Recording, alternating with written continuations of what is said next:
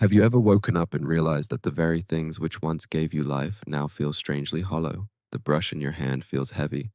The game on your screen repeats itself like an echo. The music that once moved you now plays without entering your soul. It feels like loss, like a death inside you. But Jung would remind us it is not death, it is dismantling. Awakening is not just light, it is the breaking of structures that once defined you. And one of the first structures to fall is your attachment to hobbies, those passions that once seemed inseparable from your identity. Before awakening, hobbies often serve as nourishment for the persona, the mask we wear to be recognized, validated, admired.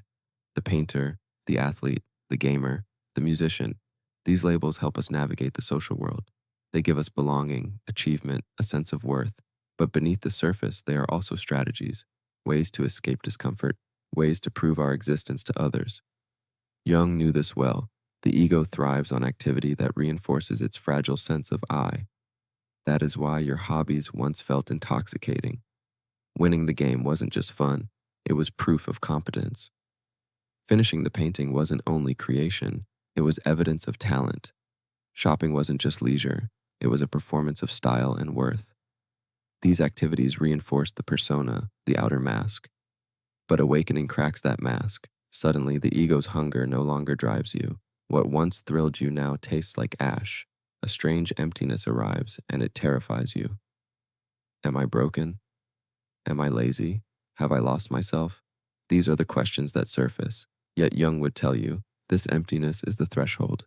When the mask falls, the energy that once fueled it dissolves. The persona no longer fits, and your hobbies, once tethered to it, lose their meaning. It is not because joy is gone. It is because the form of joy must transform. This is the first step in individuation, the process of becoming who you truly are, rather than who you thought you should be. The collapse of hobbies signals that the psyche is redirecting its energy from the outer mask to the inner self. And though it feels like a void, it is a sacred one. It begins subtly, almost without warning. The brushstroke that once felt alive becomes mechanical. The thrill of victory in a game dissolves within minutes. Even the guitar string, once resonant with your soul, produces only sound, no fire. And this sudden indifference terrifies you. Most people assume they have become lazy, unmotivated, or depressed. But Jung invites us to see it differently. This collapse of interest is not a malfunction, it is a psychological reorientation. The very source of your energy is shifting. Before awakening, your joys were tethered to achievement, recognition, or escape. Your hobby was more than a pastime. It was a subtle way of proving something. Painting was not just about color. It was about being seen as gifted. Music was not only melody. It was a way of asking, do you hear me? Do I matter? Shopping wasn't only about beauty. It was a performance of worth. But when awakening begins, these hidden motives surface. The unconscious refuses to let distractions work as they once did. The soul says, no more masks, no more running. Face the truth beneath the activity. Jung would call this a confrontation with the self. When the deeper self stirs, it dismantles false motivations. The ego cannot hold your attention the way it once did. The result? A sudden collapse of interest in activities that were secretly built on ego's hunger. This stage feels brutal, because hobbies are not just hobbies, they are part of your story. They told you who you were, and when they lose meaning, it feels like losing yourself. Yet here lies the paradox.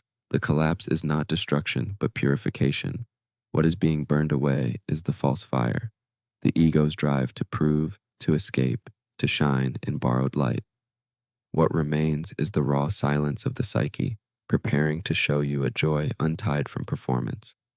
This emptiness is not the end. It is the first clearing of the field, the black soil into which a deeper seed can be planted. Jung compared it to alchemy, the nigredo, the darkening, when old forms dissolve so that gold may emerge. You feel lost, yes, you feel empty, but within that emptiness lies the quiet stirring of something greater than hobbies, greater than identity, the self waiting to be born through you. When the spark of your hobbies dies, what actually dies? It is not the paintbrush, not the music, not the game itself. It is the hidden bargain you once made with yourself, a bargain you may not have even realized existed. You see, many of our so-called passions are not pure expressions of joy. They are coping strategies designed by the unconscious to soften wounds we never dared to face. Painting, perhaps, was a way to soothe loneliness. Gaming was a way to escape anxiety. Shopping was a ritual against the fear of not being enough. Singing was not only art, but a cry to be seen in a world that overlooked you. Carl Jung called this concealed territory the shadow, the parts of ourselves we bury because they don't fit the story we want to tell. And here is the ruthless grace of awakening. It rips away the distractions that once disguised the shadow. Suddenly, the activity doesn't work anymore. The joy is gone because the bandage is being torn off. This is why the loss feels so raw. Your old joys were not merely hobbies, they were shields. When they dissolve, the pain beneath them rises unfiltered. Loneliness surfaces. Fear becomes sharp. Old grief, long buried, whispers through your chest.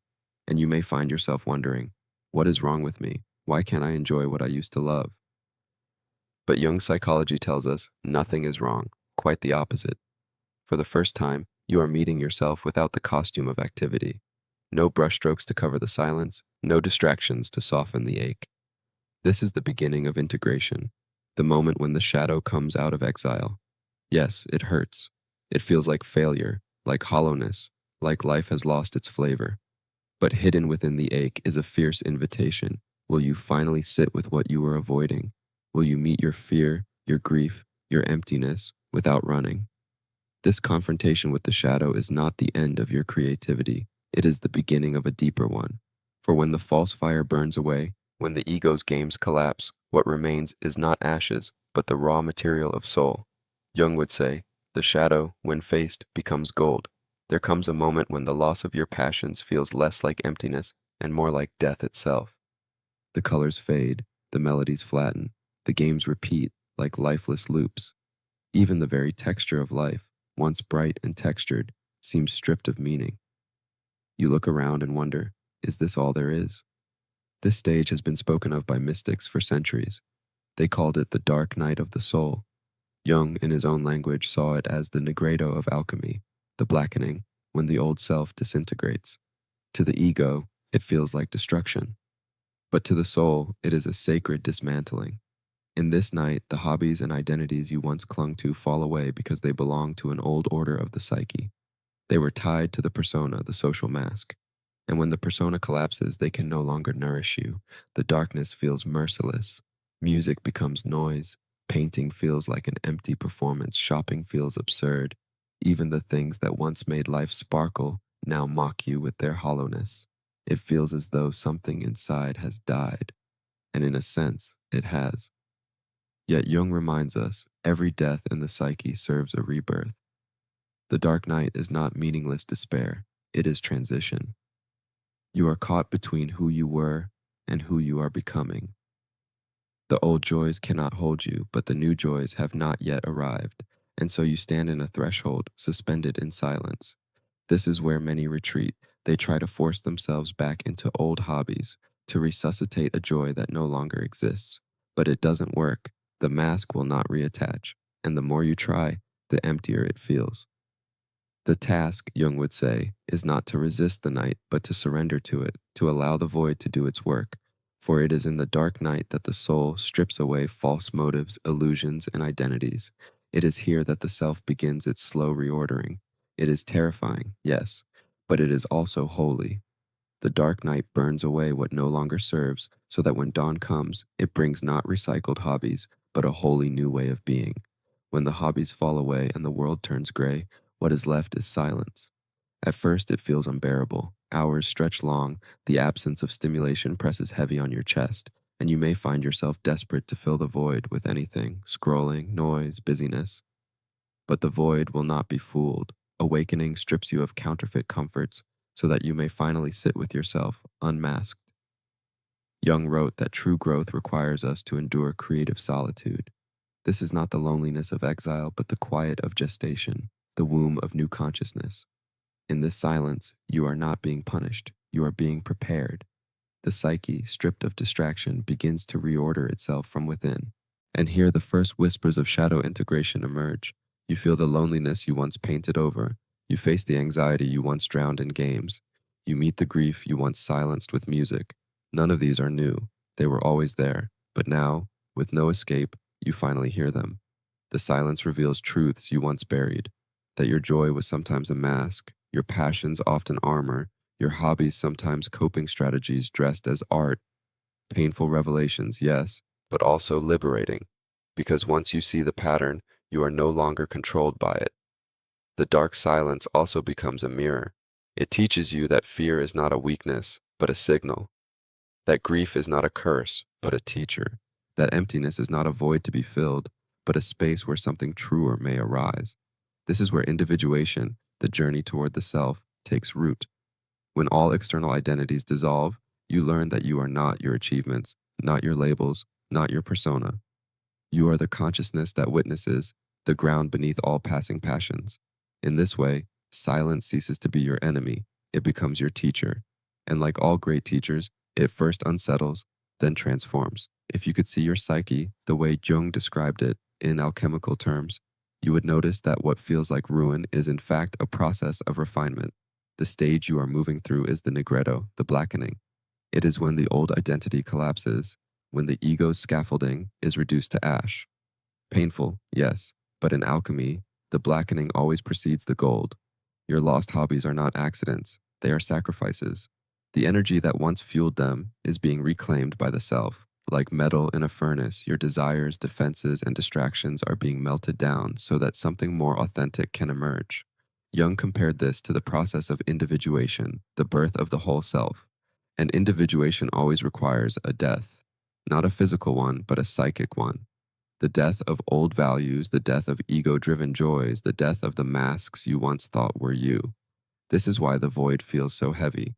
It is not emptiness for its own sake. It is dissolution with a purpose. The psyche is clearing away the false so that the real may take root. And here lies the paradox. What you think you are losing is not joy itself, but imitation joy. You are not losing creativity. You are losing the need to prove yourself through it. You are not losing passion. You are losing the compulsion to use it as an escape. You are not losing identity. You are losing the mask that kept you from your true face. When this alchemy has done its work, the new begins to sprout quietly, almost invisibly.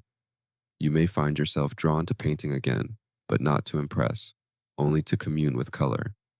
Music may return, but as meditation, not performance. Even new forms of joy may appear, walking in nature, writing in silence, gardening, listening to the wind. These are not hobbies in the old sense. They are expressions of being. They flow not from ego, but from soul. The alchemy is simple yet profound. What dies is the performance. What is born is authenticity. And though you may not yet see the gold, trust that it is already forming in the ashes of what you've lost. After the collapse, after the silence, after the long season of shadow, something begins to stir. At first, it is subtle, like a seed cracking beneath the soil, invisible to the eye. Then one day, you notice, a different kind of joy has appeared. Not the sharp thrill of achievement, not the restless high of validation, but a quiet, grounded delight. You pick up a brush, not to prove, but to feel. You walk through a forest, not to escape, but to belong. You sing, not for applause, but because the soul cannot keep quiet. This is what Jung meant by individuation, the movement from persona to self, from performance to authenticity. The hobbies that once defined you may return or they may not. But the difference is this: they no longer carry the weight of your identity. They no longer serve as masks. They become transparent expressions of being, flowing from a source deeper than ego. This shift is profound. It means that what once felt like loss was in fact liberation. The void, the silence, the dark night, they were all thresholds. They burned away the false so that the true could emerge. And the joy that is born now cannot be taken from you because it does not depend on applause, recognition, or escape. It arises from within, steady and inexhaustible. So if you find yourself in the space where nothing excites you anymore, do not despair. You are not broken. You are not failing. You are passing through the sacred dismantling that Jung understood as the very doorway to wholeness. The question is not, when will my old joys return? The question is, what is waiting to be born in their place? Because this much is certain, what feels like emptiness today is the soil of a more authentic tomorrow.